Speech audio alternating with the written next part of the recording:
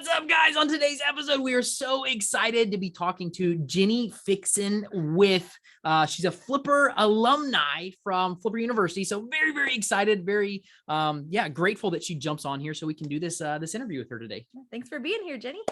Yes, thank you for having me. Yeah, we're so excited to talk to you today.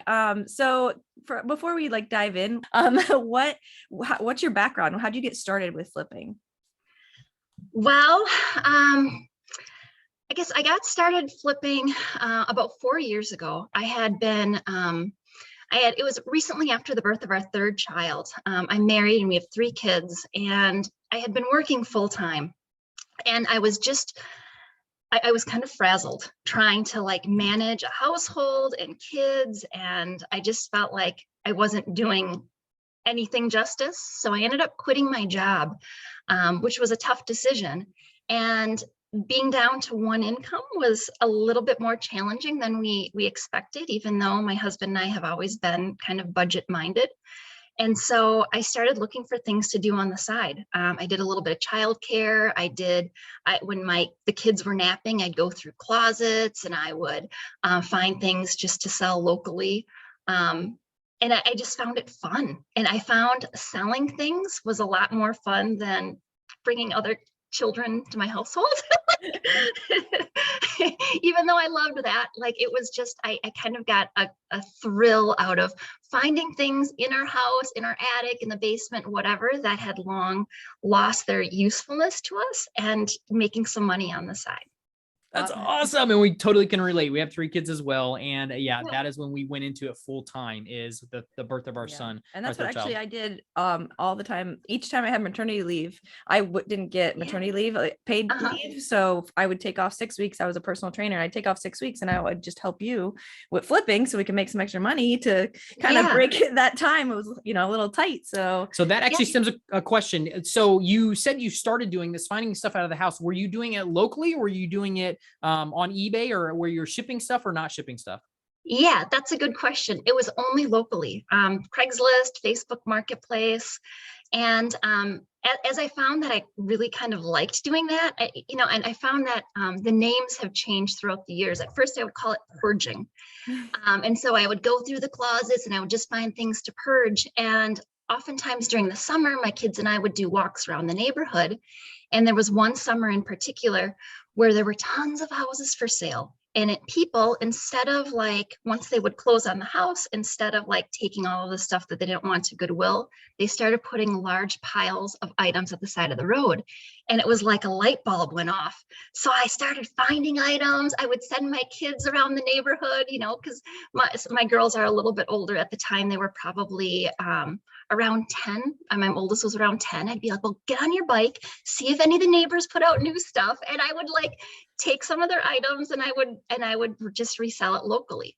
And that's how I got started for the first probably year or so.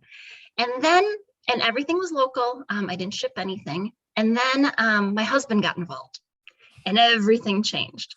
My husband, when he gets excited about something, he has lots of energy and he's a bit ADD, and he was all in. So he's started getting excited about me reselling things.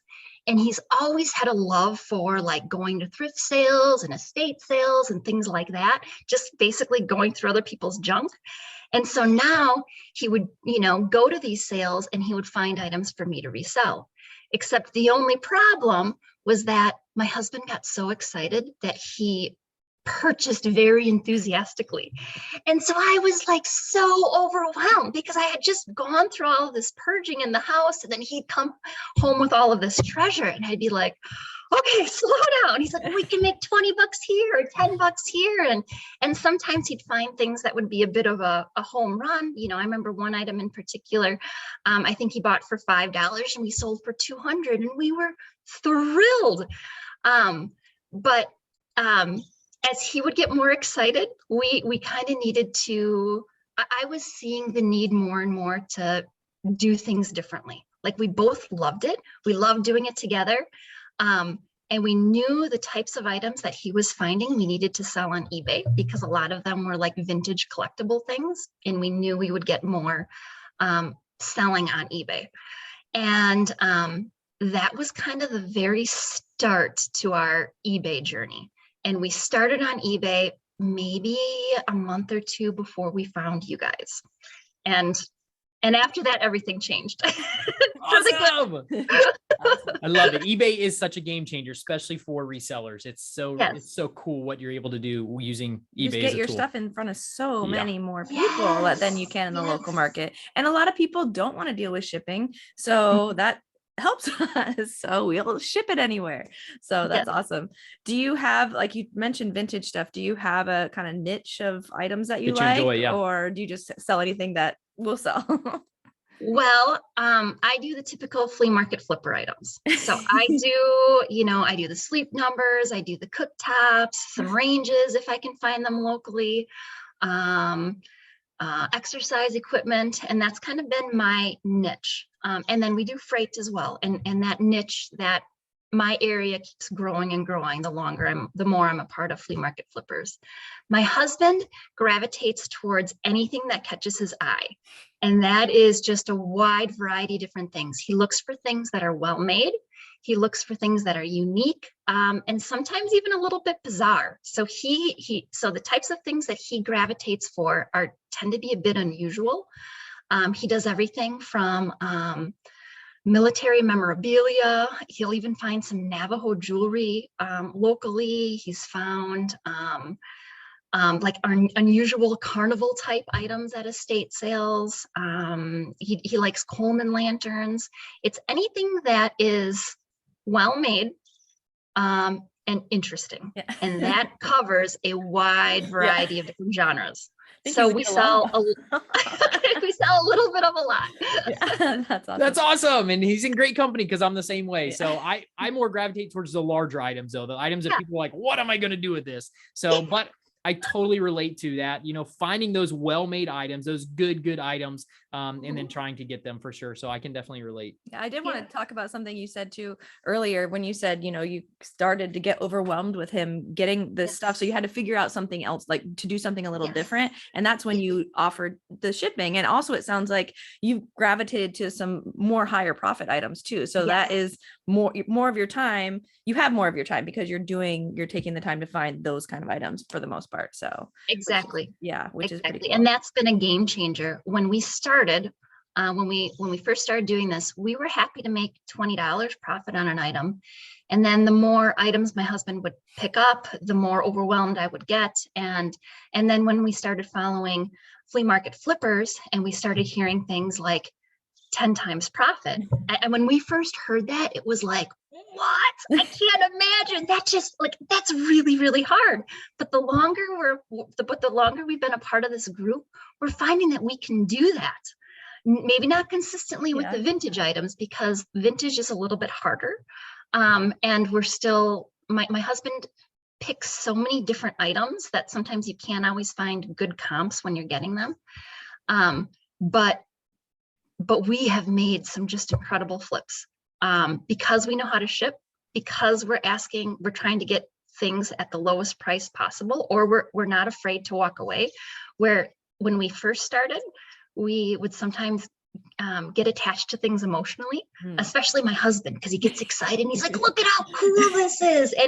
And he would come home with something that maybe he'd spend $100 on and be like, whoa, that might not be worth a whole lot more than $100. It's really cool. I don't know how many more other people will think it's really cool and want to pay more money, but we'll see. So it's been learning the concepts that you two teach in flea market flippers and also applying that to the vintage realm. That's awesome. Helped us. And that's awesome. And that is a great point. And you guys, you have to go through that and you have to learn that about not getting attached to the item, because I'm the same way. I find something that I really, really like and I'm like, okay, this is awesome, but you can't get attached. You have to look at the data, see what you can sell it for. If you can't find the comps, you have to have a good idea of what the retail is on that item to know, hey, I can probably get half of retail depending on condition. So that's really cool. It's cool that you guys are learning and working through that. You have when you go to the flea market is he'll walk around, like he'll come back, he'll think about it, he'll walk around the flea market and then decide, is it worth it to go back and get it? Is it, so like the whole time you're playing with your head, it's cool, but is it really worth it? So, and that's another thing you said, like your time, now you're doing these higher profit items. So, because you have to know that your time is valuable, and not to say like making $20 on an item is still great. Like that's still great, but you do have to have kind of I wouldn't say $1 or $2, like you can't live like that. You can't sell enough items to be making $5 profit all the time. Like, so to have that number in your head, wherever that is pretty Absolutely cool. So yeah. Are you doing this part-time then, or full-time hours wise, would you say? I'd say it's probably still part-time. My husband really loves doing this. So sourcing items is almost like it's like a hobby for him. He does it during his during lunch break. He does it after work. It's just it kind of puts wind in his sails, so to speak. It energizes him. So he probably spends maybe 10 hours a week doing that, and then maybe 5 hours a week getting items ready or researching items. Okay. And then now that the kids are in school, last year our kids were virtual schooled. This year I have a bigger chunk of time to dedicate like exclusively to the business. So I probably am doing about 5 hours a day. Okay. And then the weekends we'll take the kids like to estate sales and things like that. So if you count like all the sourcing time, which for us it's kind of like a hobby, we might be close to 35 hours a week. Okay. But that's probably on the high end, and that is not 52 weeks a year. Yeah. And the sourcing is the fun part. For sure. We enjoy it. Like we go to the flea markets and thrift stores, and that's not the work part. No, that's the fun part. Yeah, for sure. So that kind of leads into the next question. So you guys are working on average probably together around 35 hours. What is your income averaging right now? And it just the average, what are you guys making a month? We know it fluctuates usually. So well, I just finished taxes, so I actually have like hard numbers. So last year we grossed 42,000. Awesome. So that was an average of about 4,000 a month. But keep in mind, I had just started. We had just started Flea Market Flippers. We had never shipped freight. I had not done any sourcing at the point when we had started. So at that time when we had started, my husband was doing all the sourcing, so it was just vintage. And right now we're doing about half vintage, half typical flea market flipper items in terms of the amount of money that we're selling. His items have a wide range of value. Flea market flipper items tend to be the kind of the larger value items. So that's what we did last year. This year, it's 6 weeks into the year, and we have we're over double of what we were at this point last year. Awesome. In fact, last week we had a day where we sold $3,000 worth of items in one day. Four items, and it was over $3,000. We were just like jumping for joy. It was just unbelievable. That is so awesome. Yeah, that is amazing for sure. So, and we started out as part-time doing the same thing, roughly $42,000 when we started keeping track of it. So the sky's the limit. I'm so excited for you guys, your journey right now, and especially starting out the year strong. It's going to be so cool to watch your guys' journey for this next year. So fun. It is. Do you have any like most memorable flips in your head right now that you can think of? We have a lot of them. When it comes to like the items my husband picks, he likes the more bizarre, the better. But one that kind of comes to mind is one of the first items that we ever sold. And my husband, I said he has like, when he gets excited about something, he is like all in. Well, back when we first met, he was really excited about canoeing, and he would whitewater canoe all over the place. And so he is always, he is never really been able to pass up a canoe. Well, he called me and he's like, I just bought a canoe. And I went, what? How many canoes does one person need? Really? Like, and he's like, no, it was only $5. So he comes home, and it wasn't what I was expecting. I was expecting like a full-size canoe that we could actually use. And it was a 5-foot model canoe of a traditional Native American birch bark canoe, just like it would have been made back in the 1700s. Wow. And it was really cool. And we looked at it and admired it, and it sat on our table for a long time. And then it went in the corner of the living room, and we were really never sure what to do with it. But my husband kept on thinking this thing is special. There was no glue on it. There were no nails or staples. It was made exactly like the Native Americans would have made it hundreds of years ago. But we didn't know what to do with it. So we stuck it on a shelf in the basement. And from time to time, I would bring it up and I'm like, well, maybe we can sell it, sell it locally, because at the time we weren't on eBay. Maybe we can make $50. He bought it for $5. And my husband's like, no, this thing's special. We're not selling it for $50. Well, fast forward to a couple months after we started following the two of you online, we joined your Flip It for Christmas challenge. That was in the fall of 2019.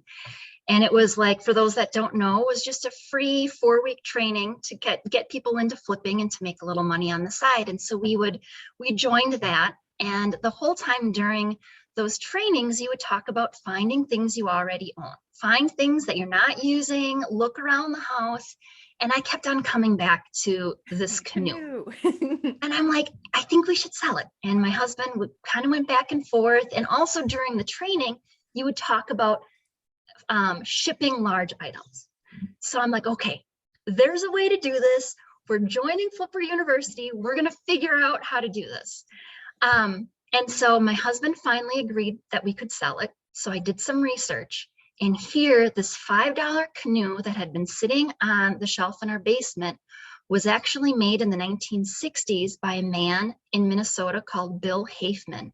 And Bill became known for his canoe making. In the 1930s, he had learned about making Native American canoes from the Ojibwe Indians and started making them during the Great Depression. And by the 1960s, he was like known for it. In fact, he presented one to President Lyndon Johnson and his wife while Lyndon Johnson was president. We found one of his canoes. We found out that one of his canoes was on display at the Smithsonian. Wow. Basement shelf. We were like, what on earth? We were so excited. So we did some research. We found that one of his canoes was going for about $6,000 at a gallery in Coeur d'Alene, Idaho. And we're like, so we just picked a price and we posted it on eBay. I think we asked maybe like $4,000. I can't quite remember. Every time we talked about posting it, the price went up by 1,000. Like the more we would learn, like at first we were going to post it for a couple hundred and then it went up to 1,000. And it was like, the more we learned, the price kept on going up. And so we posted it. We ended up selling it quick. I mean, I had we didn't think the market for 5-foot model birch bark canoes would be very big, but it ended up selling for $2,300 within about 3 weeks. Wow. No, we were brand new to Flipper University. We hadn't started a single module yet. We'd never shipped UPS, FedEx. We had only shipped through the Postal Service, and we just had no idea what we were doing. And so thankfully, right after we had joined, Rob, you probably remember this, but you were calling the members that had recently joined, and you called me, and I ended up being able to kind of pick your brain on how to ship this because we didn't know what we were doing. And you walked me through the steps, what items to buy, what boxes to buy, where to buy it. And it shipped perfectly. And it took the stress out of it. It took the stress out of having to package this and ship it safely across the country. It was great. That was worth its weight in gold right there. What a great story. And I do remember talking to you. I was actually at my friend's scrapyard picking that day when I talked to you. So I specifically remember this when you sold this canoe. So I think it's so cool learning the history about some of these things. Like it is really, you're like, that is one really awesome thing about our business is you preserve some of that history from when you find stuff, like stuff gets in a scrapyard or gets thrown away or gets, people don't value it, but then you can find like, oh, like somebody really wanted that and he was really well known with it. So it's pretty cool. That is awesome. That's so exciting. I love it. So that's awesome. So for somebody starting out, like what is something that you've learned in your time that maybe you would pass along to somebody, like a mistake you made that you learned from, or just something that piece of advice for sure. Piece of advice. I think mistake would be, don't be afraid to walk away from items. That's a mistake that I've made, where I've looked at an item, on Facebook Marketplace. I think it's something different than what it is, or I think the condition is different than what it is. And then I get there and I realize, whoa, that is not fairly represented at all. That's happened to me it was a Gen Air range, a vintage Gen Air range. And I was told that it worked properly. Nothing was wrong with it. But the woman that was the person that was answering the questions was very short with the answers, just one word answers. And I thought, surprised she's not like giving me more detail trying to sell it. I drove several hours to pick it up. And it was just covered in grease. And then I was talking to her husband, and here they had never even tested it. The former owners said that the downdraft didn't work and it was missing pieces, and I had already put the time in to drive all the way there. And I should have just walked away. But I didn't. I took it home, and then I just sat. And it sat in our garage, and I looked at it, and I didn't feel comfortable selling it because I already knew part of it didn't work, and it was in rough shape. And so that was ended up, I probably could have parted it out and made some money and made my money back, but I just wanted to be done with it. So I posted it for free, and I think a scrapper picked it up. That's great advice for sure. And a lot of people don't realize, once you even negotiate with somebody before you go to pick up an item, you're not tied into that. You ultimately have the final say so of, am I going to hand over money for this item, or if I'm not, worth my time? Yeah. And it does feel weird. It feels weird to negotiate it and get there and be like, yeah, sorry, I can't take it. I've done it many, many times because it's a false representation of the item. Don't be afraid to walk away. Them. You're absolutely nice to them, not. but Absolutely you're just not. Sorry, it's not going to work. So great piece of advice. I absolutely love that for sure. So people need to realize that you're not stuck into anything. If it's not what you think it is, walk away. It's going to be better off for you to spend your time on finding another item and finding an item that you can flip quicker, for whatever reason. Yep. So I love it. Yeah. Awesome. Cool. Yeah. Any last piece of, that was a really good piece of advice that you would tell somebody that's starting out though too, like maybe something that you overcame in your journey? It would be to, I think, listen to others in the group, see what others are doing, and don't be afraid to try new things. Yeah. There's a lot to learn in the group. And there is a lot to learn from the two of you. And think things that might sound intimidating to some people, like shipping larger items or doing freight. It's not very hard. And the group and the two of you through the modules and then just interactions, you try to eliminate as many barriers that people have to shipping items and in this business in general. And so it's just listen, watch, and try to replicate as best as you can. That's it. Yeah. Awesome. I love it. And for you guys that don't know, Jenny is talking about Flipper University. That's what we offer. We put together, and the group that she's talking about is Flipping for Profit. That's our private group. Yeah, our private members group who go through Flipper University. It's an amazing place that we can all intertwine. We can talk to each other, learn from each other, find out what's selling. Like Jenny's in Wisconsin. We're down here in Florida. She finds something really, really cool. We're in the group. She lets us know. We look for them canoes down here at the flea market all the time. That's what the group is about, learning that kind of stuff. So looking for a canoe now. That's it. That's awesome. And I love that you get to do this with your husband too, and that he loves it. So he sounds pretty similar to this. Very similar. So that's awesome. That's fun. Jenny, thank you so much for jumping on here. It's been a pleasure speaking with you, getting some great tips on your journey. So thank you for doing this for our audience and for just from the bottom of our hearts. Yeah, for sure. So you rock. Thanks for having me.